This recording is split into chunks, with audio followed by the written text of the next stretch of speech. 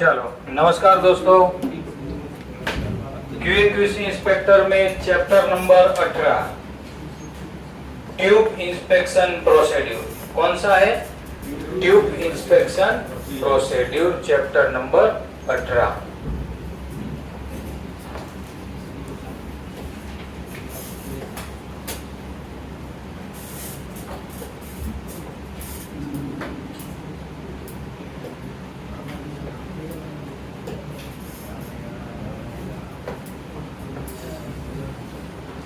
Tube inspection procedure. सुबह में हमने जो देखा हीट एक्सचेंजर के बारे में, उसमें जो हमने ट्यूब यूज किया था उसी के बारे में ये चीज है, tube inspection procedure. Welding and NDT services Surat में आपका स्वागत है।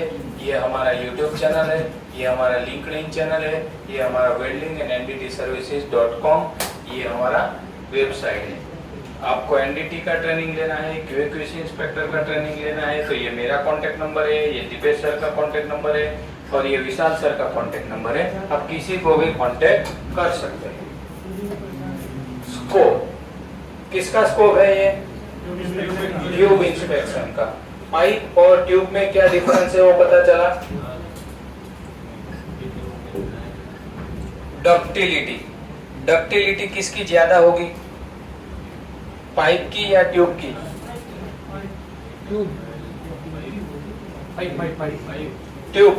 ट्यूब्स की डक्टिलिटी ज्यादा होगी, पाइप की डक्टिलिटी कम होगी, क्योंकि ट्यूब्स को बार बार क्या करना पड़ेगा? बेंड भी करना पड़ता है। पाइप को बार बार बेंड करना पड़ेगा नहीं।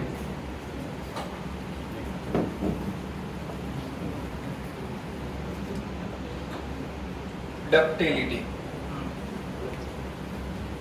Scope, this procedure covers visual inspection. क्या करना है इसमें भी? विजुअल इंस्पेक्शन करना है। दूसरा डायमेंशन इंस्पेक्शन। क्या है? डायमेंशन इंस्पेक्शन करना है। Verification of test report, TC को क्या करना है? वेरीफाई करना है। All type of ferrous and non ferrous tubes. फिर से वर्ड आया, फेरस में क्या क्या आता है? फेरस में आयरन मटेरियल आएगा, उसमें स्टील, सीएस, एलॉय, वो सब कौन सा मटेरियल है? फेरस। और नॉन फेरस के लिए एल्यूमिनियम, कॉपर, जिंक, लीड, ये सब है वो नॉन फेरस है। Procured stock issued and specific project के लिए कौन सा फेरस यूज करना है, नॉन फेरस यूज करना है, उसका डायमेंशन, विजुअल और टेस्ट सर्टिफिकेट के साथ चेक करना है। Responsibility, quality manager, inspection engineer और स्टोर सुपरवाइजर की रिस्पॉन्सिबिलिटी है। रेफरेंस, अभी सब लोग मेरे साथ में बोलेंगे। चलो, एएसएमई सेक्शन 8 डिवीजन 1 एंड 2 किसके लिए है?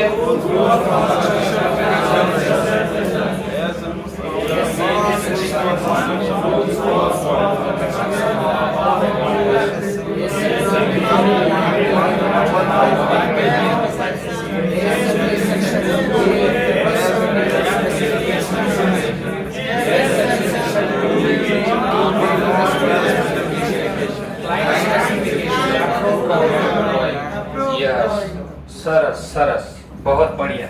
ऐसे बोलेंगे तो क्या है, दिमाग में याद रह जाएगा। सब एक साथ बोलेंगे तो उसकी वजह से।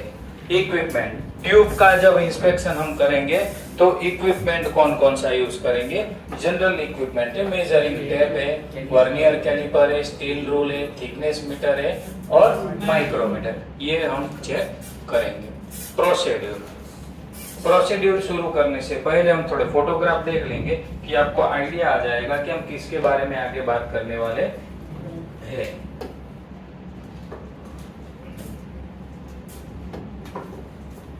ये ट्यूब्स है। क्या है? ट्यूब्स है। नायरा एनर्जी रिफाइनरी की ट्यूब्स थी। कच्छ में नायरा कच्छ में है, उसका नायरा एनर्जी का रिफाइनरी ऑयल एंड गैस के लिए, हाँ उसी का, सही, ये उसी का इंस्पेक्शन था ट्यूब का। तो ये हमारा क्लाइंट था, हाँ वो नहीं थे, उसी का ये प्रोजेक्ट था। तो उनका एक ट्यूब है, एक एक ट्यूब के ऊपर मार्किंग है, एक एक ट्यूब के ऊपर मार्किंग रहेगा, पीओ नंबर भी लिखा है। देखो यहाँ पर लिखा है 19.05 mm OD, क्या लिखा है 19.05 mm OD, 2.11 mm थिकनेस, क्या लिखा है थिकनेस, 3551 mm लॉन्ग, लेंथ लिखा है कितना है 3.5, ये मटेरियल लिखा है ऐसे 179 है वो लिखा है, ये केजी लिखा है 72 केजी लिखा है, फिर हीट नंबर लिखा हुआ है और वर्क ऑर्डर नंबर लिखा हुआ है, पीओ नंबर लिखा हुआ है। ट्यूब में देखो क्या लिखा है इसने, ओडी और थिकनेस। ट्यूब को हम कैसे डिनोटेट करेंगे, ओडी और थिकनेस। ट्यूब की जब बात आएगी तो ओडी और थिकनेस याद रखना है।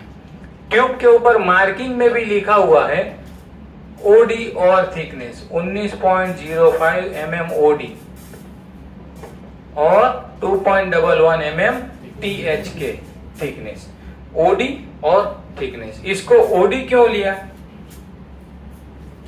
ओडी क्यों लिया ट्यूब को, नहीं क्यों नहीं होता है,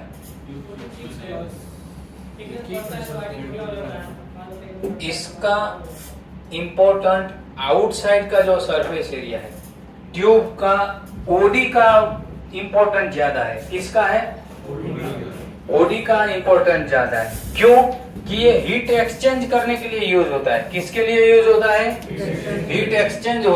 अभी हीट आईडी से एक्सचेंज होता है, तो जितना सरफेस एरिया बड़ा होगा उतना हीट एक्सचेंज कैसा होगा, ज्यादा होगा। तो उसकी वजह से इसको ओडी में बोला जाता है, किस में बोला जाता है ओडी में बोला जाता है। जितना ओडी बड़ा होगा उतना हीट एक्सचेंज ज्यादा होगा, इसीलिए इसको ओडी, थिकनेस, पीओ नंबर ये सब होता है। एक एक ट्यूब का हाइड्रो टेस्ट किया था, एक एक ट्यूब का टोटल क्वांटिटी 4200 4200 क्वांटिटी का ऑर्डर था। एक एक ट्यूब का हमने हाइड्रो टेस्ट किया था। इसमें हाइड्रो टेस्ट कैसे होता है, किसी ने देखा हुआ है, समझो कि ये ट्यूब है, ये क्या है, फॉर एग्जांपल ये ट्यूब है, एक साइड में ऐसा हाइड्रोलिक रहता है, एक साइड में ऐसा हाइड्रोलिक रहता है और डमी रहता है, ये साइड में ऐसा यहाँ पैक हो गया, मतलब ये साइड से लीकेज होगा नहीं, वो साइड से है ना एक ऑयल रहेगा, ऑयल या पानी मिक्स रहेगा या ऑयल या पानी रहेगा, वो इसके अंदर जाएगा। कौन से छेड़े, यहाँ तो पैक हो गया, ये छेड़े से ऑयल और पानी जाएगा और वहां से ऐसे पैक कर दिया जाएगा। फिर 5 सेकंड रखना है, कितना सेकंड 5 सेकंड रखना है, देख लेना है। और प्रेशर रहेगा 80 kg, 95 kg, 100 kg, ऐसा प्रेशर देना है। 5 सेकंड रखना है, देख लेना है कहीं से पिचकारी मारा कि नहीं, लीकेज हुआ कि नहीं। और 2-3 डायल गेज रखना है, कितना रखना है 2-3 डायल गेज रखना है कि 5 सेकंड में देख लेना, हाँ कुछ प्रेशर ड्रॉप नहीं हो रहा है ना, फटाक से एक ट्यूब निकाल दो, दूसरा लगाओ। दूसरा आता है ऐसे एक साइड से पैक हो जाता है, पूरा ट्यूब में ऑयल आता है, पानी आ जाता है। 5 सेकंड 4 से 5 सेकंड रखना है, देख लेना है कि कहीं से लीकेज हुआ नहीं हुआ, सीधा उसको निकाल देना है। तो ट्यूब का हाइड्रो टेस्ट ऐसे होता है। विजुअल टेस्ट भी आएगा, हाँ विजुअली देखना पड़ता है, लेकिन इसमें क्या है प्रेशर ज्यादा लेते हैं तो सीधा पिचकारी मारेगा, ऐसा प्रेशर लेते हैं। इसमें प्रोसीड्यूर में लिखा रहेगा 10 सेकंड रखना है, 5 सेकंड रखना है, इसमें ऐसा रहेगा कि नहीं कि 1 घंटा रखना है, ऐसा होता नहीं। देखो ये क्या चेक हो रहा है, ये यहाँ वो छेड़े से यहाँ तक ये कितना डिस्टेंस है 200, मतलब 2000 mm, 2000 mm का लेंथ है। फिर अगर ऐसे लाइन मिल गया तो यहाँ सेंटर से ये चीज हमको क्या मिलेगा, रेडियस मिल जाएगा। वो सेम चीज हमने सुबह में देखा, वो tie road, baffle plate, tube seat. ये देखो डिफरेंट डिफरेंट टाइप की यू बेंड ट्यूब से। ये कौन से टाइप है? यू बेंड ट्यूब से। R3 में लिखा है 93.00 mm। R3 मतलब 93.00 mm मतलब क्या है? उतनी रेडियस है, उतनी रेडियस है। इसमें लिखा है पीओ नंबर ये है, डेट ये है, हाइड्रो टेस्ट किया था, कितने पीएसआई पे किया था? 1500। पीएसआई का फुल फॉर्म क्या है? Pound square inch. Pound square inch. देखो वही बंडल को सेम क्या हुआ, ऐसे यहाँ पर ये देखो, ये क्या कर रहा है? ऐसा स्ट्रेट एज है, इसके हाथ में क्या है? स्ट्रेट एज है। स्ट्रेट एज से वो क्या देख रहा है? फेस देख रहा है प्रॉपर होए कि नहीं, सब पूरा फेस बिफोर वेल्डिंग लग रहा है। ये बिफोर वेल्डिंग वो चेक कर रहा है, सामने वाले को बरोबर बोल रहा है भाई स्ट्रेट एज प्रॉपर है कि नहीं, वो चेक कर रहा है। ये कौन से टाइप का ट्यूब है? स्ट्रेट टाइप का है, स्ट्रेट। ये क्या चेक कर रहे हैं? लेंथ चेक कर रहे हैं। ड्राइंग से लास्ट बफेल तक का रीडिंग हमको दिया होगा कि 4000 mm आना चाहिए, तो वो चेक हो रहा है। ये ट्यूब सीट है, ये क्या है? ये स्ट्रेट है। तो समझो कि वो साइड में 0 सब सेट कर दिया। क्या किया? वो साइड में टॉप डिशन ट्यूब सीट में, टॉप ट्यूब सीट में 0 पूरा ट्यूब सेट कर दिया। अभी बॉटम ट्यूब सीट में क्या हुआ? सब आगे पीछे होगा। तो ये जो आगे पीछे है उसको कटिंग करके बर निकाल के 0 कर देना है, तभी एक स्ट्रेट ट्यूब बंडल बनेगा। क्या बनेगा? स्ट्रेट ट्यूब बंडल बनेगा। पहले एक ट्यूब का सब जितना भी पाइप है उसको सेट कर देना है, फिर पीछे वाले को सेट करना है।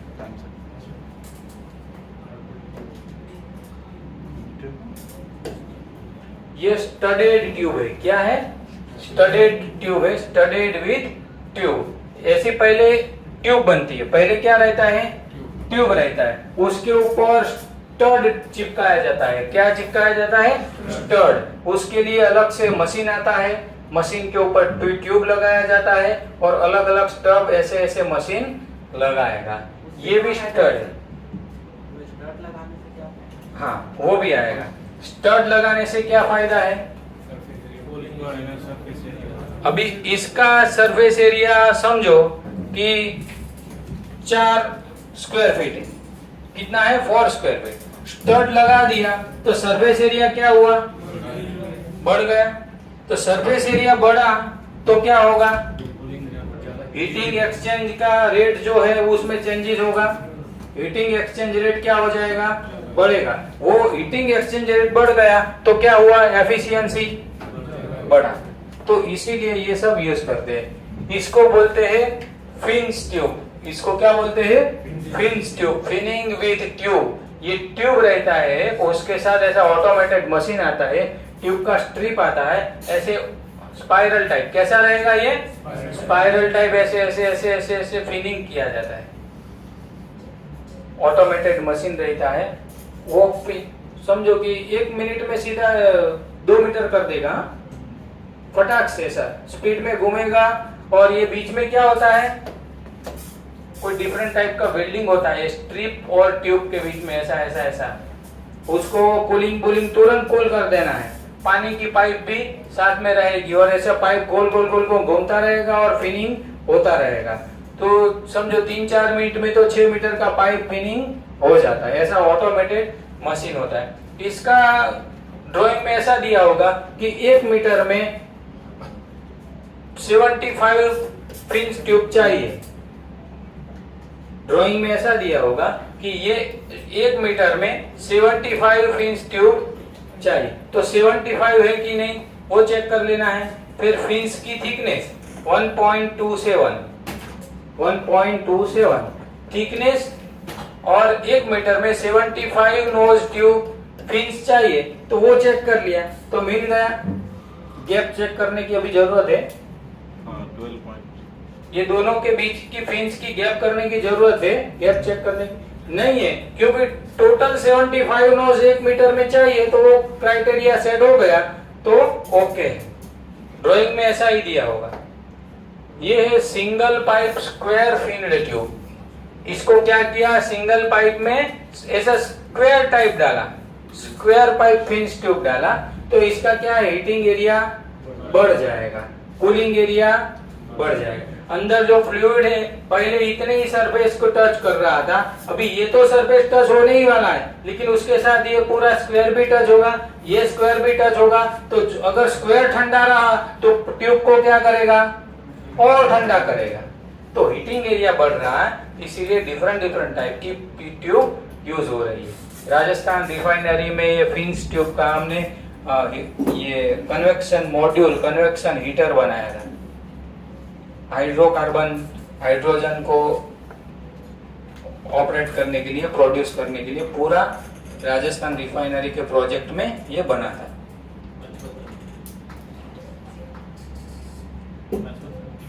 क्या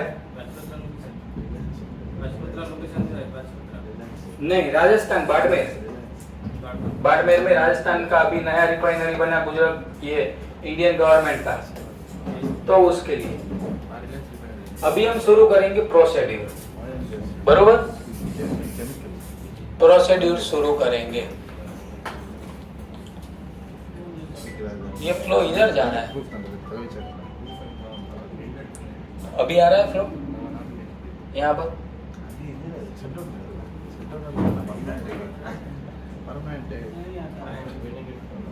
वो ये कोने में जा रहा है, इधर कोई बैठा नहीं है वहाँ। ठीक है, चलो अभी प्रोसीड्यूर क्या है, प्रोसीड्यूर ट्यूब का इंस्पेक्शन करने का प्रोसीड्यूर अलोंग विद GRN। किसकी बात हो रही है, फिर से GRN। The following document shall be made available, ये डॉक्यूमेंट अवेलेबल होने चाहिए। परचेज ऑर्डर चाहिए, टीसी चाहिए, कोई एडिशनल रिक्वायरमेंट है, नॉन स्टैंडर्ड ट्यूब भी आता है। क्या आता है, नॉन स्टैंडर्ड ट्यूब भी आता है। स्पेशल रिक्वायरमेंट में नॉन स्टैंडर्ड ट्यूब भी बनता है, तो उसका हमें क्या चाहिए, dimension report. Non standard tube कोई बन रहा है, बनाया हुआ है अपने प्रोजेक्ट की रिक्वायरमेंट के हिसाब से, तो उसका हमें डायमेंशन रिपोर्ट चाहिए। Review test certificate as per purchase order, purchase order के मुताबिक हमें टेस्ट सर्टिफिकेट को क्या करना है, रिव्यू कर लेना है। Requirement specified in drawing, drawing में जो स्पेसिफाइड रिक्वायरमेंट है उसी हिसाब से ट्यूब आया है कि नहीं, वो क्या कर लेना है, हमें चेक कर लेना है। मटेरियल नोट्स, कोई ARM में एडिशनल रिक्वायरमेंट में कोई मटेरियल नोट्स है कि नहीं, तो वो भी चेक कर लेना है। और उसके बाद क्या करना है, टेस्ट सर्टिफिकेट को रिव्यू करके साइन और स्टैम्प करना है। विजुअल इंस्पेक्शन, अभी किसकी बात आई, विजुअल इंस्पेक्शन। ट्यूब में विजुअल इंस्पेक्शन में क्या क्या देखना है उसके बारे में।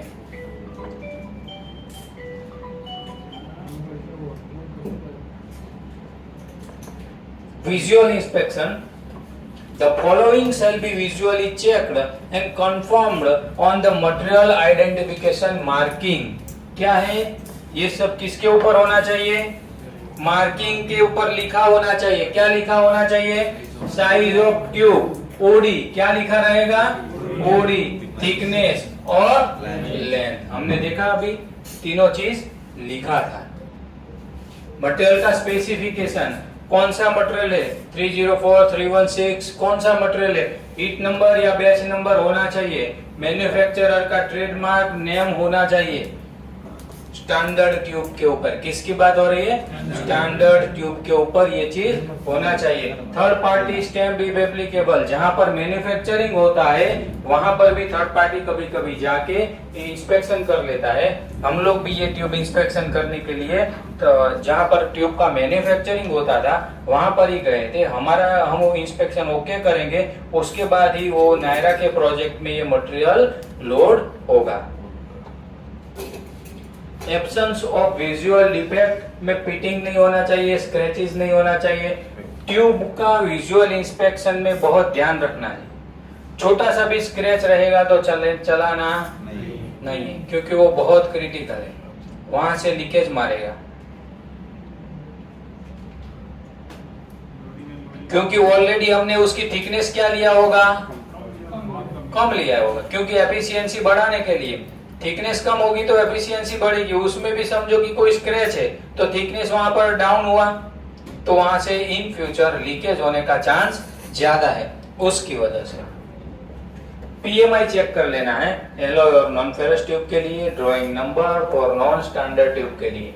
किसके लिए ये है, नॉन स्टैंडर्ड अगर ट्यूब है कुछ तो उसका ड्राइंग नंबर भी होना चाहिए, ड्राइंग भी साथ में होना चाहिए। अगर ड्राइंग ही नहीं है, नॉन स्टैंडर्ड है, तो हम इंस्पेक्शन कर पाएंगे, नहीं कर पाएंगे।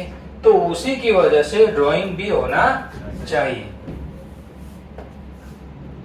डायमेंशनल मेजरमेंट, अभी बात हो रही है ट्यूब की डायमेंशनल मेजरमेंट। हीट एक्सचेंजर में ट्यूब यूज होता है, फिर किस में यूज होता है, बॉयलर में यूज होता है। बॉयलर का फंक्शन है इलेक्ट्रिसिटी प्रोड्यूस करना, स्टीम प्रोड्यूस करना। अभी समझो एक 12 मेगावाट का पावर प्लांट है, उसमें से 6 टन स्टीम जा रही है। 12 मेगावाट का पावर प्लांट है, इसमें से 6 टन स्टीम जा रही है प्रोसेस में। स्टीम क्या कहाँ जा रही है, प्रोसेस में। अभी टेक्सटाइल का कोई यूनिट है तो वो जो थ्रेड आते हैं ना, उसको बफिंग करना पड़ता है। क्या करना पड़ता है, थ्रेड को बफिंग करना पड़ता है, तो उसके लिए स्टीम रिक्वायर्ड है। बहुत सारा कपड़े का वो मिल है बड़ा, तो उसका ही एक सेपरेट पावर प्लांट है। तो वो क्या करेगा, 6 टन स्टीम है, वो पावर प्लांट में से उसके प्रोसेस में लेगा थ्रेड को बफिंग करने के लिए। बाकी का जो 6 टन स्टीम है, पावर प्लांट का कैपेसिटी कितना है, 12 टन का। तो बाकी का जो 6 टन है उसमें से क्या होगा, वो स्टीम से टरबाइन सेट किया होगा और इलेक्ट्रिसिटी प्रोड्यूस होगा। तो कंपनी को दोनों काम हो गया, इलेक्ट्रिसिटी भी मिल रहा है और स्टीम भी मिल रहा है। तो अभी छोटे छोटे पावर प्लांट जहां पर भी है तो उनका काम ये है। बहुत सारी जीआईडीसी में लोगों ने ऐसा बिजनेस बना के रखा है कि सिर्फ पावर प्लांट और जीआईडीसी में जितनी भी कंपनी है वहां पर लाइन दौड़ा देने का और 1 टन स्टीम का कितना रेट ऐसा सेट कर देने का, सबको सीधा स्टीम का लाइन ही देने का कंपनी में। उनको पावर प्लांट बॉयलर कॉल आया कि नहीं, कॉल कंजप्शन कितना हुआ, एफिशिएंसी कितना आया, उससे कोई लेना देना नहीं है। सीधा बोलने का 1 टन स्टीम का इतना बोलो, चाहिए तो मैं लाइन दे देता हूँ। तो बहुत सारे लोगों ने जीआईडीसी में ऐसा बिजनेस खड़ा कर दिया कि आसपास वाली 25 कंपनियां उससे क्या लेगी, स्टीम लेती रहेगी। यहाँ पर पांडेसरा जीआईडीसी में जाएंगे तो भी वो बहुत लंबा लंबा बड़ा बड़ा पाइप रोड पर ही जा रहा है, उन्हें 4-5 किलोमीटर का एरिया पूरा कवर कर लिया है। तो ऐसे स्टीम का बिजनेस चलता है। Dimensional measurement, the dimension shall be checked and confirmed in accordance with the requirement stated below।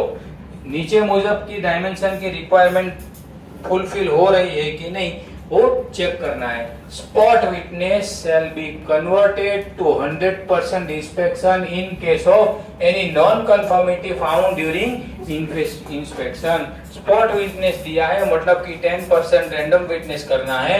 तो अगर 10% रैंडम विटनेस में ही कुछ गड़बड़ी मिल गया, थिकनेस अपने को जो चाहिए वो नहीं मिला, तो क्या करना है, सीधा 100% चेक कर लेना है। क्लाइंट को इन्फॉर्म कर देना है कि ऐसा ऐसा फाउंड हुआ है। क्लाइंट ही आपको बोल देगा सामने से कि अभी 100% इंस्पेक्शन करना है। सेम यही प्रोजेक्ट में हमारा ये चीज हुआ था, थिकनेस रिडक्शन हो गया था, थिकनेस डाउन आ रहा था, तो क्लाइंट ने 100% चेक करवाया था। 4200 ट्यूब 4200 ट्यूब का हमने क्या किया था, थिकनेस चेक किया था। सेम ट्यूब, अभी इसमें भी क्या है, थिकनेस में टॉलरेंस कम रहता है, टॉलरेंस कम रहता है, उसी की वजह से ये होता है। टाइप ऑफ ट्यूब है, 2 टाइप लिया हुआ है, स्ट्रेट ट्यूब और यू बेंड ट्यूब। कौन सा है, स्ट्रेट ट्यूब और यू बेंड ट्यूब। अभी स्ट्रेट ट्यूब में dimension to be check, outside diameter, thickness और लेंथ। क्या चेक करना है? ओडी, थिकनेस और लेंथ।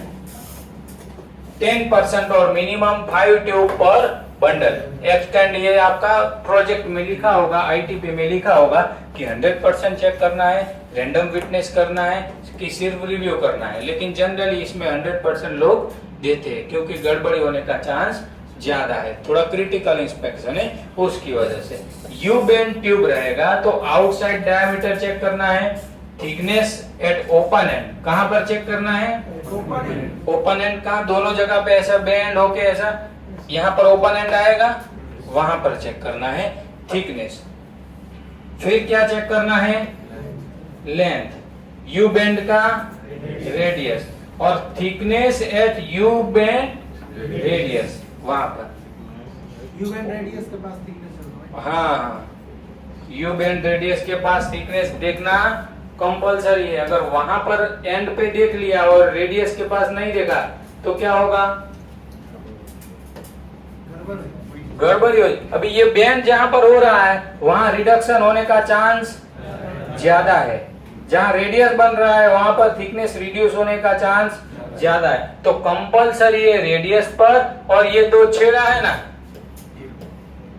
एंड, वहां पर भी हमें क्या कर लेना है? थिकनेस चेक कर लेना है यहाँ पर, और रेडियस है वहां पर।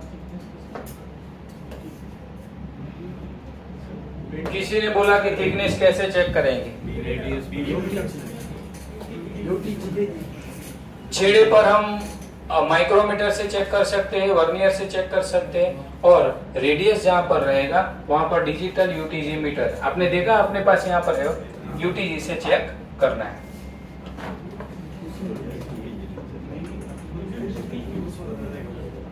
Ultrasonic thickness gauge.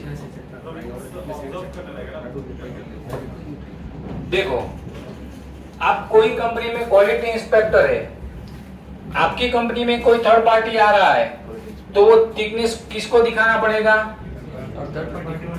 आपको दिखाना पड़ेगा, क्योंकि आप जो कंपनी में काम कर रहे हो, आप XYZ कंपनी में क्वालिटी इंस्पेक्टर हो, तो वहां पर मैं क्लाइंट हूं, तो क्लाइंट की ओर से मैं आपकी कंपनी में इंस्पेक्शन करने के लिए आ रहा हूं, तो आपको मुझे यूटीजी से पूरा ये दिखाना पड़ेगा।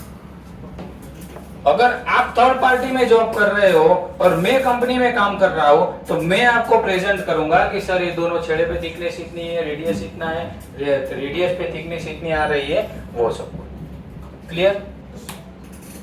देखो, इसमें एक्सटेंड ये प्रोजेक्ट के हिसाब से 10% और मिनिमम 5 ट्यूब पर bundle, minimum 1 from each radius of you band, minimum 1 from each radius of you band, minimum on 3 tubes of smallest radius of you band, ऐसा सब रिक्वायरमेंट रहता है। ये प्रोसीड्यूर है, इसीलिए जनरल ऐसा डाला हुआ है। बाकी आपको ये किसके हिसाब से फॉलो करना है? आईटीपी के हिसाब से। इंस्पेक्शन रूलिंग, ये क्या है? Inspection ruling.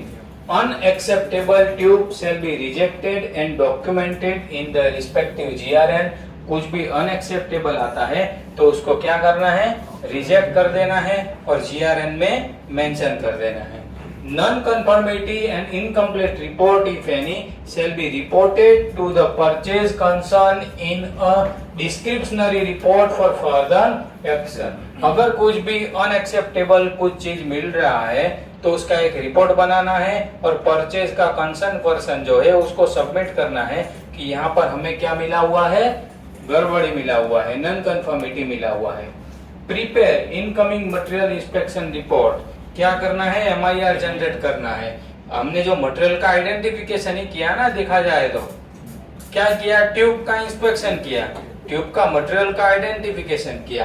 तो prepare incoming material inspection report and all acceptable tube shall be cleared on the respective GRN. Acceptable जितनी भी ट्यूब है उसको जीआरएन में एक्सेप्ट करना है एंड MIR एक बनाना है। MIR में क्या कर लेना है? रिकॉर्ड कर लेना है। MIR किसी ने देखा है? चैप्टर नंबर 2 में मटेरियल आइडेंटिफिकेशन रिपोर्ट में, उसमें विशाल सर ने MIR का भी एक फोटो समझाया था कि कैसा कैसा MIR बनता है।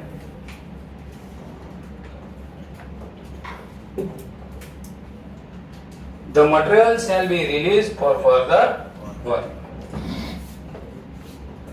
देखो एक ट्यूब ले रहे हैं जिसमें बरोबर दिखाई दे रहा हो, ये लिखा है कंपनी का नाम है। क्या है? कंपनी का नाम है। शुरुआत जो हो रहा है वो किससे हो रहा है? कंपनी के नेम है। दूसरा है 19.05 mm ओडी है, 2.11 mm थिकनेस है एंड 3561 mm लेंथ है। ऐसे 179/72, हाँ ऐसे 179 क्या है? मटेरियल है। 72 kg क्या है? ये शायद 7.2 रहेगा। 7.2 kg एक ट्यूब का वेट ऐसा रहेगा। हीट नंबर लिखा है, फिर क्या लिखा है? वर्क ऑर्डर नंबर लिखा है और PO नंबर लिखा है। इतना ट्यूब के ऊपर मार्किंग रहता है। ये सब का लेंथ कितना होगा? लेंथ इसका 6 मीटर तो बराबर। हाँ इसमें था ना 3561 mm लॉन्ग। टोटल वेट तो उसका है ना वो कि मीटर पे है वो? 1 मीटर कितना वेट? आपका क्वेश्चन लेंथ का है? नहीं, पाइप में जैसे बताया था कि 1 मीटर पर उसका वेट दिया। हाँ। इसमें भी 1 मीटर का वेट है तो टोटल लेंथ का मीटर। ये टोटल लेंथ होगा। ये क्या है? टोटल लेंथ का वेट है। किसका है? टोटल लेंथ का वेट है, क्योंकि वो स्टैंडर्ड चीज है। इसमें क्या है? ओडी दे दिया, थिकनेस दे दिया और टोटल वेट दे दिया। अभी देखो ये लेग का क्या हो रहा है? लेंथ चेक हो रहा है। अभी यहां से सेंटर लेके पहले क्या करेगा? फिटर जमीन पे ट्यूब एक रख देगा। क्या रख देगा? जमीन की ट्यूब रख देगा। एक एक ट्यूब, समझो कि 10 टाइप का ट्यूब है। क्या है? 10 टाइप का ट्यूब हमारे पास है। तो वो जमीन के ऊपर फर्मा बना देगा, टेम्पलेट बना देगा जमीन के ऊपर ही। अभी 4200 ट्यूब है तो उसको कैसे इंस्पेक्शन करवाएगा? तो क्या है? जमीन के ऊपर भी रख देगा, फिर लेंथ का मार्किंग कर देगा, रेडियस का मार्किंग कर देगा, सेंटर ले लेगा, फिर यहां से ऐसे ऐसा भी मार्किंग कर देगा। हाँ वो जमीन पर ही ऐसा करके ऐसा भी मार्किंग कर देगा, यहाँ पर ऐसा भी मार्किंग कर देगा, सेंटर भी ले लेगा, यहाँ से वो रेडियस का भी मार्किंग कर देगा। तो फिर क्या होगा? एक ही साइज का ट्यूब लाएगा, वो मार्किंग के ऊपर अच्छे से रखेगा। सर देख लो रेडियस सभी जगह हम देख लेंगे, ये ऐसा मार्किंग किया है, पता चलेगा ना, वो फाइनल है। और वो मार्किंग को पहले हम क्या चेक कर लेंगे? मीटर टेप से चेक कर लेंगे, हाँ मार्किंग तेरा सही है। तो अभी समझो कि ये R3 टाइप का ट्यूब है, तो R3 का जितना भी ट्यूब है उसको जमीन के ऊपर रख के चेक कर लेंगे। हाँ रेडियस कहीं गैप नहीं छूट रहा है, ओके। लेग लेंथ कितना है? लेंथ कितना है? सब ओके। हाँ ओके। तो इस ऐसा करेंगे तो काम क्या होगा? स्पीड में होगा। ये आपको फिटर ही आइडिया दिखा देगा, समझ में? फिटर ही आपको समझाएगा।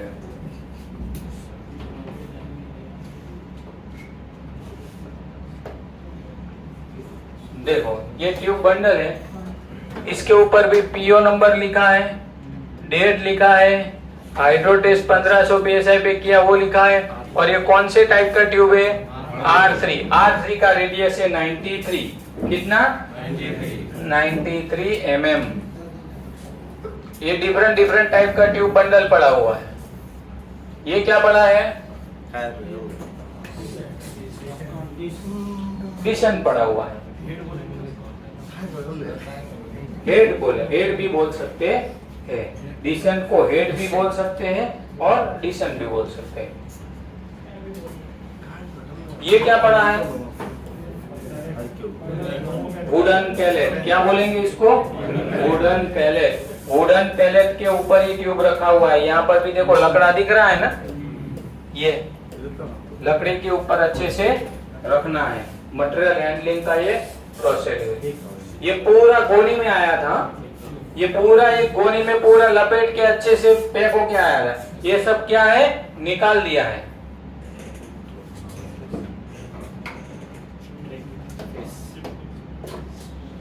ये चेक कर रहा है स्ट्रेट एज से फेस को मैच कर लेता है कि हाँ कुछ ओके है ना सब। ये वेल्डिंग के बाद भी विजुअल इंस्पेक्शन होता है। क्या होता है? ये वेल्डिंग फाइनल हो जाता है, उसके बाद भी विजुअल इंस्पेक्शन होता है। कोई स्पेटर है, स्लैग है, पिन होल है, वो उसका हम मार्किंग करके देते हैं और वहां पर वो धीरे धीरे धीरे अटेंड कर लेता है। अभी वेल्डिंग मारने के टाइप पे ऐसा भी हो सकता है ना कि ट्यूब के अंदर एक स्पेटर चला गया हो, तो जो जितना दिख रहा है वो डायमंड टूल आता है ना, वो ग्राइंडिंग का डायमंड टूल छोटा सा, उससे थोड़ा पेंसिल ग्राइंडर, क्या बोलेंगे उसको, पेंसिल ग्राइंडर से वो डायमंड टूल से ऐसा ऐसा वो थोड़ा फिनिशिंग कर देगा। तो विजुअल में यही चीज देखना है। विजुअल में क्या देखना है? यही चीज। इसमें दिख रहा है ऐसा व्हाइट व्हाइट करके, ये व्हाइट व्हाइट दिख रहा है ना, ये ऐसा व्हाइट व्हाइट वाला, वो हमने उसको मार्किंग करके दिया था।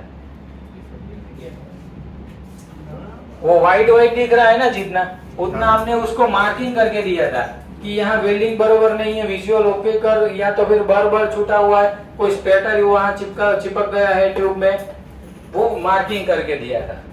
कौन सा मार्किंग? चौकी है, ये तो चौकी है। क्यों चौकी क्यों यूज किया कि इसके बाद हम इसका हाइड्रो भी करने वाले थे, तो ये पानी में तो सब निकल जाएगा।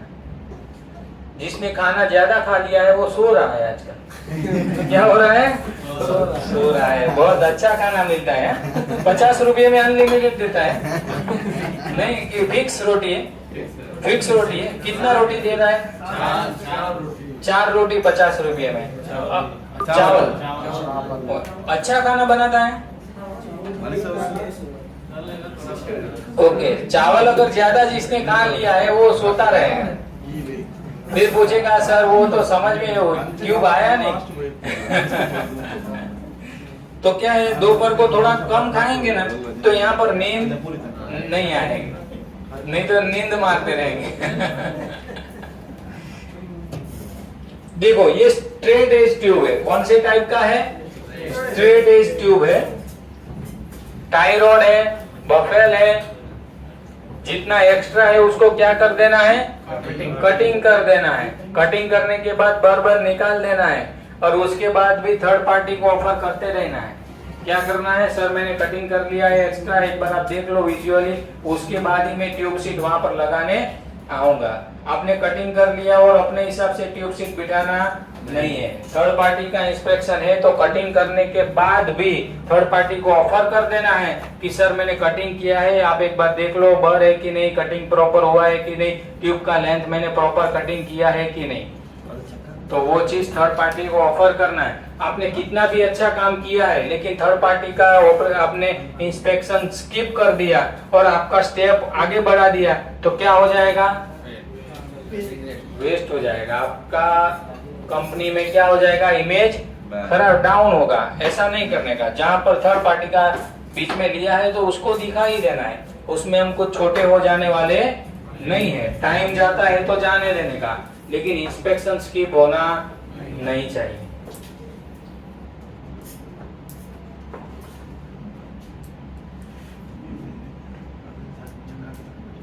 ये पूरा सीएस शॉप है। क्या है?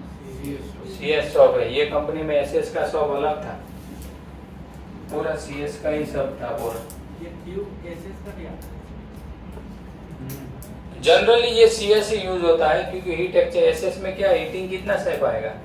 सीएस ज्यादा कर सह पाएगा या एसएस सह पाएगा? एसएस तो फिर ज्यादा हीटिंग ले नहीं पाएगा, उसकी वजह से जनरली यही आता है।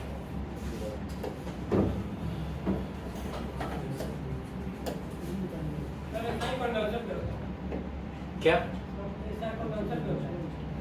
कैसा? कंडेंसर, हाँ कंडेंसर भी हीट एक्सचेंजर का एक पार्ट ही है। वो भी क्या फंक्शन है? कंडेंसर का फंक्शन क्या है? पानी को स्टीम नहीं करेगा, स्टीम को पानी करेगा, स्टीम को सिर्फ पानी करेगा। अभी देखो कि 11 मेगावाट का पावर प्लांट चल रहा है, 10 मेगावाट पे चल रहा है, तो थोड़ा बहुत एक्स्ट्रा भी स्टीम जनरेट होता है ना।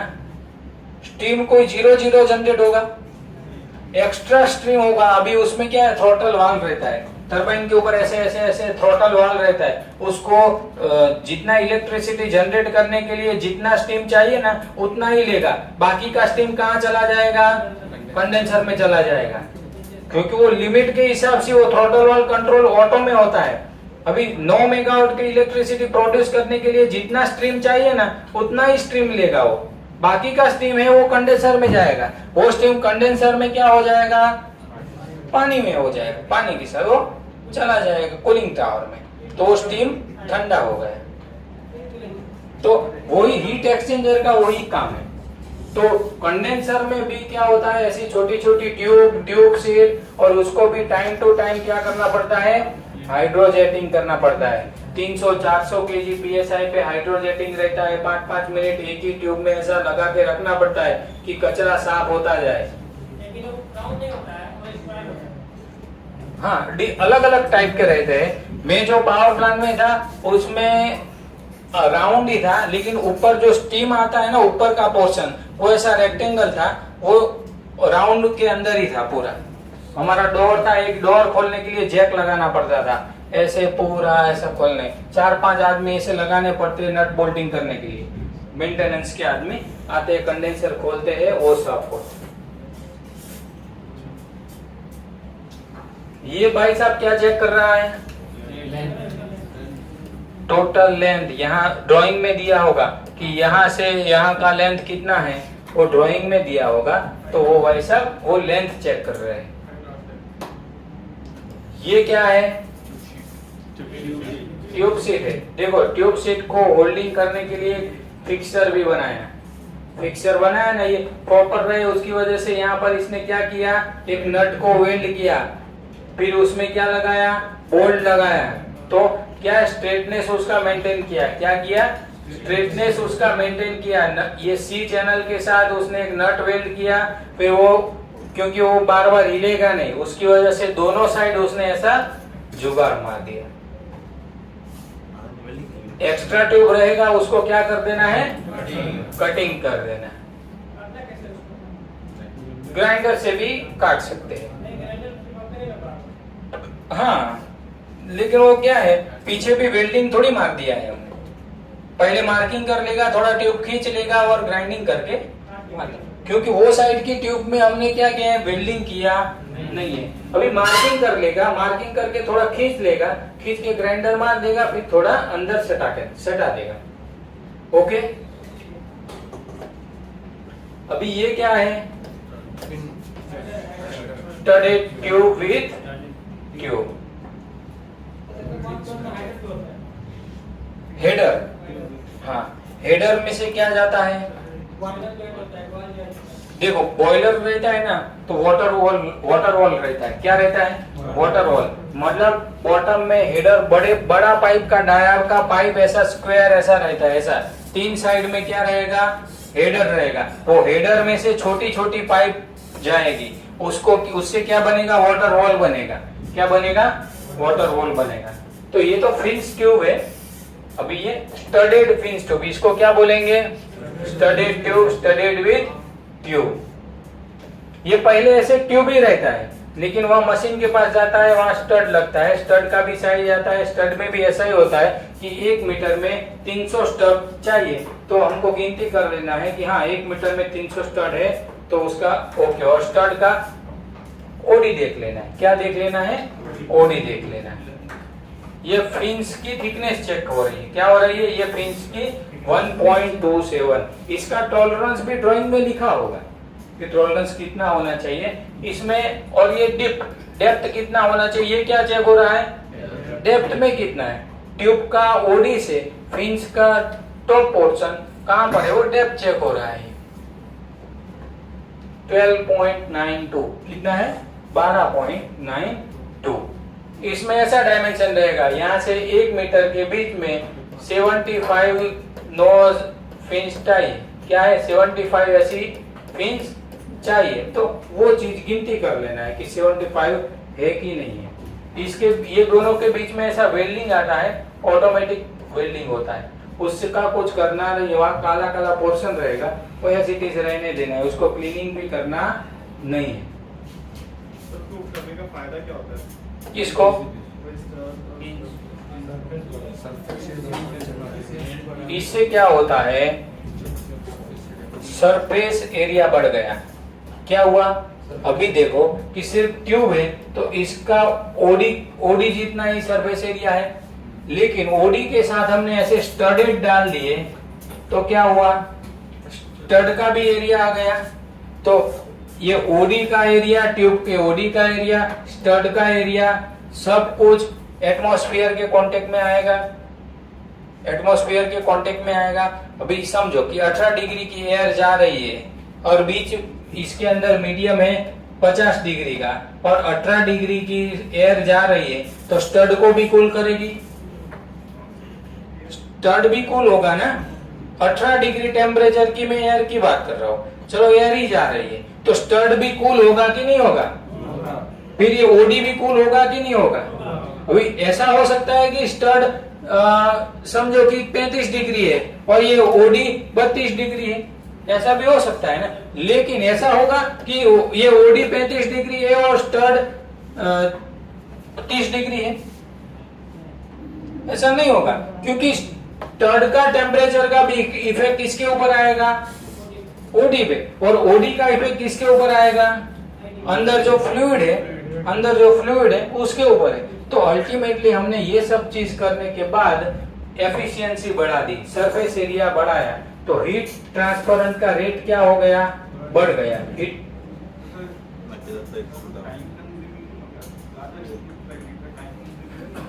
मतलब टाइम कंज्यूमिंग,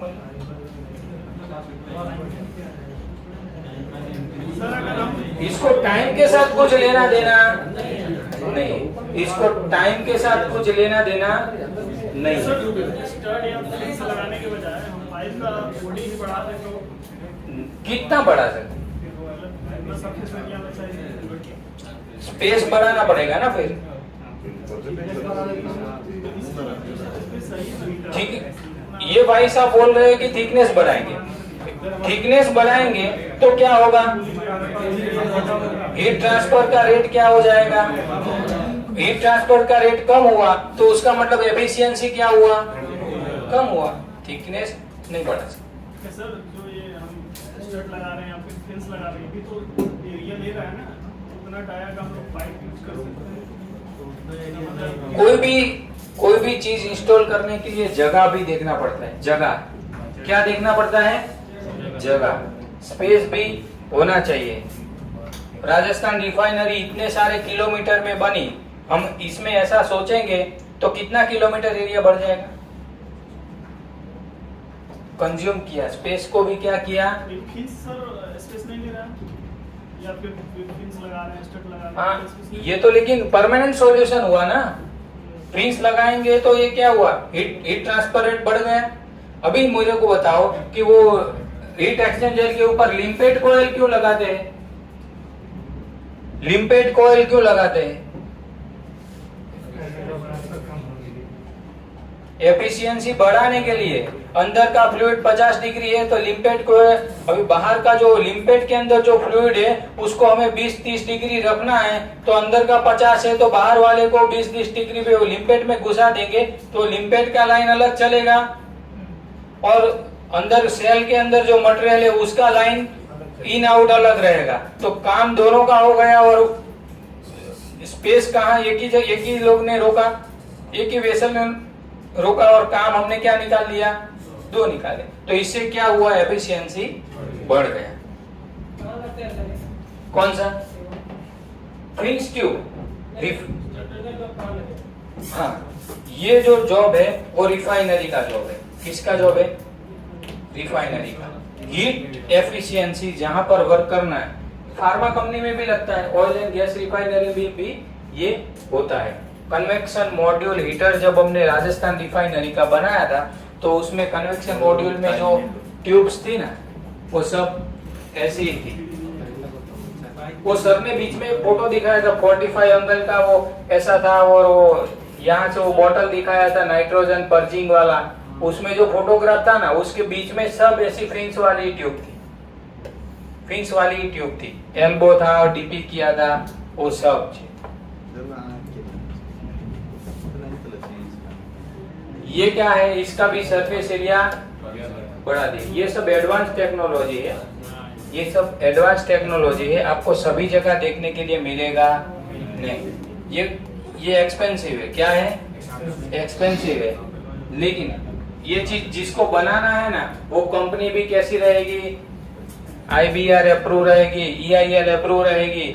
EIL ने ऐसी कंपनी को अप्रूव किया होगा।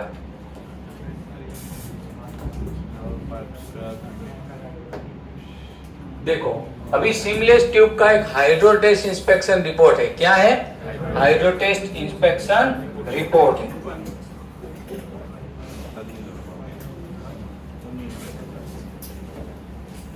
ब्रेक लेना है? कंटिन्यू? ठीक है, चलो। सीमलेस ट्यूब पाइप है, उसका हाइड्रो टेस्ट रिपोर्ट है। क्या है? ट्यूब का हाइड्रो टेस्ट रिपोर्ट है। उसमें वर्क ऑर्डर नंबर है, PO नंबर है, प्रोडक्ट है। अभी वर्क ऑर्डर नंबर ये है, PO नंबर ये है, और प्रोडक्ट में क्या लिखा है? Carbon steel seamless cold drawn. क्या लिखा है? Cold drawn. Heat treated oiled tube. क्या लिखा है? Oiled tube as per ASME section 2 part A SA 170 material edition 2021। ये प्रोडक्ट है। सीमलेस है, कोल्ड ड्रॉन करके बनाया है। क्या है? ड्रॉन।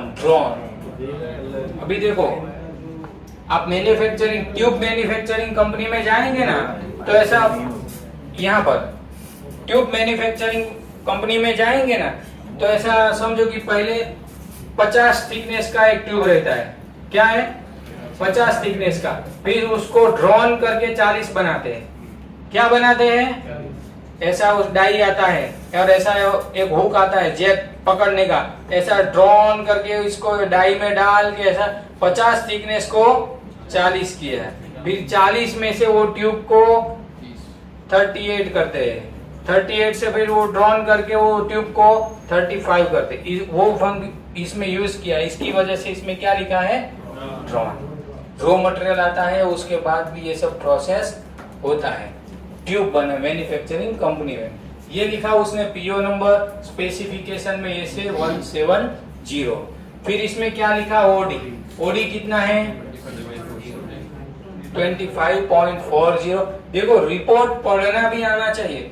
ट्यूब के रिपोर्ट में क्या क्या चीज होती है वो भी आना चाहिए। इंटरव्यू में कोई भी पूछ लेता है कि ट्यूब के रिपोर्ट आपने देखा है, अब हाँ बोलेंगे तो उसमें क्या क्या होता है वो पूछेंगे। ये बेसिक इंटरव्यू के क्वेश्चन है। अगर यही चीज आपको आता है तो थोड़ा अंदर से कॉन्फिडेंस आएगा। अब हैवी फैब्रिकेशन इंडस्ट्रीज का आप इंटरव्यू देंगे कहीं पर गल्फ कंट्री में, वहां पर पाइप क्या है, ट्यूब क्या है, ट्यूब में कैसा रिपोर्ट बनता है, ये सब चीज लोग पूछते हैं। ये ओडी है। फिर थिकनेस कितना लिखा है? 3.40। लेंथ लिखा है 6000 6000 कितना? 6000। Total quantity 370। टोटल मीटर लिखा है। क्या लिखा है? Total metre 2220। हीट नंबर लिखा है। ये क्या लिखा है? Heat number. टोटल पीसेस कितना है वो लिखा है। हाइड्रो प्रेशर कितना लिया? 106 kg पर सेमी स्क्वायर। ड्यूरेशन कितना लिया? 5 सेकंड है। क्या है? 5 सेकंड है। मैं जब पहली बार ट्यूब का इंस्पेक्शन करने जा रहा था तो मेरे सर का कॉल आया था, अजय वो हाइड्रो का ट्यूब का हाइड्रो चल रहा है वहां पर? बोले हाँ चल रहा है सर। वो ड्यूरेशन कितना है? कितना ड्यूरेशन है? मैं बोला 5 सेकंड। हाँ ओके। और उसने क्या किया? क्रॉस वेरीफाई किया। उसने क्या किया? मैं साइड पर खड़ा था, उसने क्रॉस वेरीफाई कर लिया। मैं हाइड्रो का ड्यूरेशन 1 घंटा बोल देता तो उसको पता चल जाता कि अभी अगड़म बगड़म कुछ चल रहा है, ये गलत ही कुछ बोल रहा है। ये उसने क्रॉस वेरीफाई कर लिया बॉस ने। मैं बोला 5 सेकंड। मेरे को तो ऐसा ही था कि वो हाँ चल रहा है ऐसा बोलूंगा तो फोन रख देगा, लेकिन उसने रखा नहीं। उसने सीधा ये पूछा, ओ उसका होल्डिंग टाइम कितना है ट्यूब का, ऐसा पूछा। अभी हम लोगों के मुंह से तो क्या है, आधा घंटा 1 घंटा फटाक से आ ही जाता है। पहली बार जब मैं ट्यूब का हाइड्रो कर रहा था तब मैं बोला 5 सेकंड है 5। हाँ तब सर हाँ ठीक है अजय रखता हूँ, रख दे। ऐसा सर क्रॉस वेरिफिकेशन कर लिया कि वहां पर एक 5 सेकंड में हो जाता हाँ 5 सेकंड सटा सर 4200 ट्यूब है। क्या है 4200 और ये 5 सेकंड वाला किसने बोला? नायरा एनर्जी का हाइड्रो टेस्ट का जो प्रोसीड्यूर था उसमें लिखा है। ये अपने मन से थोड़ी कुछ काम हो रहा है। क्लाइंट का जो हाइड्रो टेस्ट प्रोसीड्यूर है उससे उसको हमने फॉलो किया। किसको फॉलो किया? क्लाइंट का हाइड्रो टेस्ट प्रोसीड्यूर है उसी को फॉलो किया। Detail of pressure gauge, 2 pressure gauge रखे थे। ये एक है मेक कौन सा था उसका आईडी नंबर है, ये दूसरा है उसका भी क्या है। दोनों एंड पे 2 आदमी लगे रहते हैं, एक एंड पे इधर एक आदमी लगा रहता है, एक एंड में इधर रहता है। दोनों जगह डायल रहते हैं और दोनों आदमी ऑब्जर्व करते रहते हैं। क्वालिटी इंस्पेक्टर खड़ा रहता है और आईटीआई होल्डर वो करते हैं। ट्यूब में एक एंड क्या रहेगा फिक्स हो जाएगा और एक एंड से ऑयल जाएगा, इसीलिए यहाँ पर ऑयल लिखा, ऑयल ट्यूब। वो ऑयल से कर रहा था, पानी मिक्स किया होगा, पूरा नहीं होगा, लेकिन ऑयल से कर रहा है। ऑयल पैक कर दिया, ऐसा बूथ मार देगा, हाँ प्रेशर वो धीरे धीरे चढ़ाएगा, यहाँ पर आ जाएगा। फिर यहाँ इसके अंदर से ऑयल जा रहा था, एक देगा तो 20 केजी बढ़ेगा, दूसरा स्विच मारेगा तो 40 केजी बढ़ेगा, तीसरा स्विच मारेगा तो 60 केजी बढ़ेगा। पंप रहेगा, ऑयल का क्या रहेगा पंप, 80 केजी 100 केजी, ऐसा करेगा 106 केजी। रोकना है 106 केजी पे रोकना है, एंड देख लेना है, एंड पे लीकेज नहीं है, यहाँ पर पूरा देख लेना है, नहीं है। 5 सेकंड में हाइड्रो खत्म। एक ट्यूब का ऐसा 4200 ट्यूब था। यहाँ पर लिखा है दोनों डायल गेज का डाल दिया। Hydro test carried out 100%। क्या लिखा है? Hydro test carried out 100% weakness by found satisfactory. No leakage and no pressure drop observed during holding time. No leakage or pressure drop observed during holding time. Company का नाम, कृषि engineer का sign stamp रहता है, third party का sign stamp रहता है। देखो ये दूसरा है डायमेंशन रिपोर्ट। किसका? ट्यूब का डायमेंशन रिपोर्ट कैसे बनता है ये हमने देखा हाइड्रो टेस्ट रिपोर्ट। क्या देखा? Hydro test report. अभी देखेंगे डायमेंशन रिपोर्ट। तो सेम चीज, work order number, PO number, product number, ये पीओ का डेट कौन सा था, ये डॉक्यूमेंट का एक नंबर जनरेट करना पड़ता है, उसका डेट कौन सा है, पीओ सीरियल नंबर। ये क्या लिखा है? PO serial number. ओडी, ये क्या लिखा? ओडी। फिर क्या लिखा? थिकनेस। फिर क्या लिखा? लेंथ। फिर हीट नंबर। फिर टोटल। एक्सेप्टेड कितने हुए, रिजेक्टेड कितने हुए और टोटल मीटर कितना है वो लिखा हो। ये सब आप भी कोई कंपनी में ट्यूब का डायमेंशन इंस्पेक्शन रिपोर्ट बनाते हैं तो ये सब चीज डालना पड़ेगा। तो जो हम पीडीएफ भेजेंगे तो ये थोड़ा संभाल के रखने का, कहीं पर भी काम आ सकता है। कोई भी रिपोर्ट आपको बनाना है तो फटाक से उसमें देख के सीधा ड्राफ्ट कर सकते हैं। टॉलरेंस ऑन ओडी, क्या लिखा है इसमें? Tolerance on OD 0.15। कितना लिखा है? 15 है। मैक्सिमम ओडी लिखा है 25.55 mm और मिनिमम ओडी लिखा है 25.25। तो टॉलरेंस थोड़ा ज्यादा हो गया ना, प्लस माइनस 0.15 से ज्यादा हो गए। 25 से 35, 45 और 55 0.30 हो गए। क्या हो गया? 0.30 प्लस माइनस 0.30। हाँ बरोबर है, सही तो है सर। सही है। 0.15 डाला है उसने, बरोबर है, मतलब प्लस माइनस दोनों आ गया। मैक्सिमम ओडी कितना और मिनिमम ओडी कितना वो उसने मेंशन कर दिया। उसका टॉलरेंस देखो प्लस माइनस 0.15, मतलब कितना एक्यूरेसी हुआ। एक एक ट्यूब को देखना है। इसमें हमें गड़बड़ी मिली थी, आगे कुछ आएगा। Tolerance on thickness 20% maximum thickness और मिनिमम थिकनेस, ये किसकी बात हुई? ओडी की। ये किसकी बात हो रही है? थिकनेस की। तो दोनों चीज हमारे पास है, तो पूरा इजी हो गया सेग्रीगेट करने में कि किसको एक्सेप्ट करना है और किसको रिजेक्ट करना है। मैक्सिमम थिकनेस है 4.06 mm है और मिनिमम थिकनेस है 3.60 mm। मतलब क्या हुआ कि 0.4 उतना टॉलरेंस है। इसमें लिखा है tolerance on thickness plus minus 20%। क्या लिखा है? 20%। प्लस माइनस 20%, मतलब अपने को ट्यूब का थिकनेस दिया है कि 3.4, तो माइनस में 20% और प्लस में 20%। डिटेल ऑफ ओडी माइक्रोमीटर, क्या लिखा है? Detail of micrometer.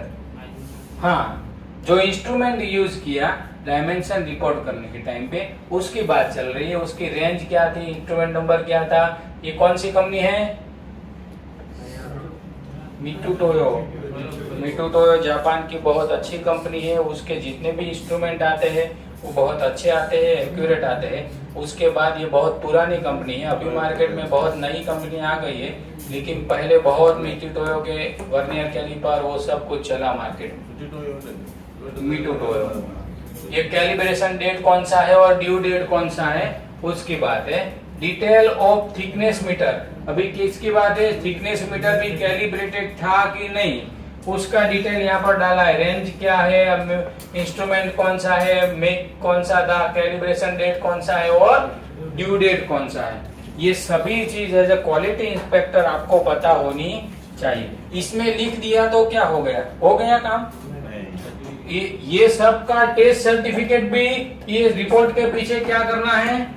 अटैच करना है। इंस्ट्रूमेंट का टेस्ट सर्टिफिकेट भी रिपोर्ट के पीछे अटैच करना है।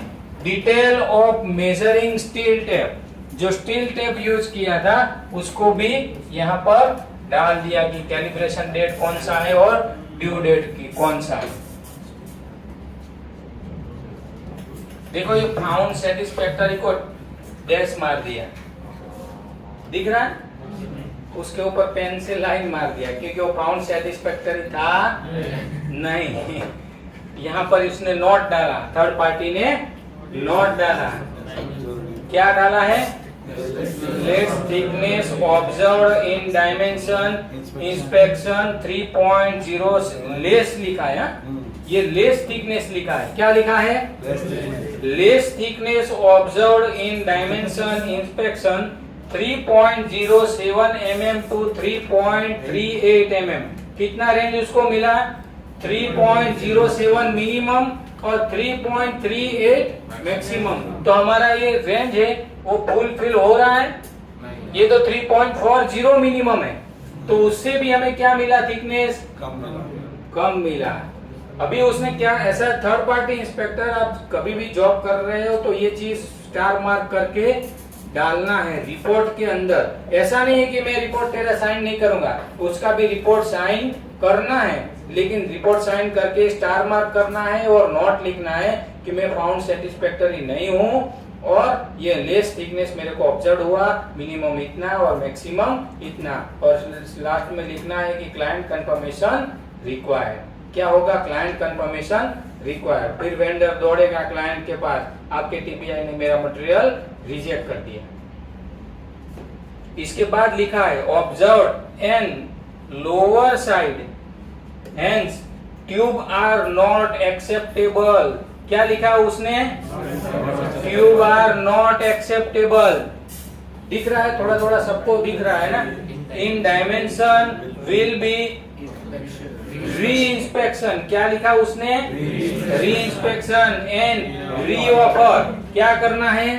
री offer for visual and dimension inspection client confirmation required. ऐसा नोट आपको डालना पड़ेगा। अभी इसका ऐसा साइन स्टैम्प करके ये सब मैंने निकाल दिया है। क्या किया है? निकाला हुआ है। साइन स्टैम्प करके तो रिपोर्ट बना के उसका बैग लेके निकल जाएगा। तो आप जब क्वालिटी इंस्पेक्टर काम कर रहे हो तो आपको ऐसा नोट डालने का भी स्किल चाहिए। सिर्फ साइंस स्टैम्प और वर्बली बोलेंगे तो चलेगा नहीं। अगर ऐसी कंडीशन में आपने वर्बली बोल गए तो आप खुद फंस जाएंगे। क्या होगा? खुद आपको कोई फंसा देगा। उसकी वजह से ऐसा नोट भी डालना है। ये है टीसी। ये क्या है? Test certificate. टेस्ट सर्टिफिकेट में कस्टमर का नाम लिखा है, पीओ नंबर लिखा है, क्यूएपी का नंबर लिखा है, प्रोडक्ट क्या है वो लिखा है, वर्क ऑर्डर नंबर क्या है, डीसी नंबर क्या है, क्यूएपी का डेट कौन सा है और टीसी का डेट कौन सा है वो लिखा है। टीसी भी पढ़ना आना चाहिए, ये भी एक स्किल है। इस सर्टिफिकेट को वेरीफाई करना ये भी एक स्किल है। तो टीसी का भी देखना है। अभी ये रहा PO number, heat number, OD लिखा है। क्या लिखा है? ओडी लिखा है। फिर ये थिकनेस लिखा है। ये क्या लिखा है? 3.40 थिकनेस लिखा है। ये लेंथ लिखा है। ये क्या लिखा है? Number of pieces. ये टोटल लेंथ लिखा है। ये क्या लिखा है? हीट नंबर लिखा है। ये पीओ डेट कंप्लीट ऐसा लिखा है। टेस्ट सर्टिफिकेट में क्रोमियम कितना है, मॉली कितना है, फेरस कितना है, ये सब पूरा डिटेल, वेनेडियम कैनेडियम वो सब कुछ कितना है वो सब, इसका मैक्सिमम रेंज कितना होगा और मिनिमम रेंज कितना होगा। ये मिनिमम और मैक्सिमम दोनों चीज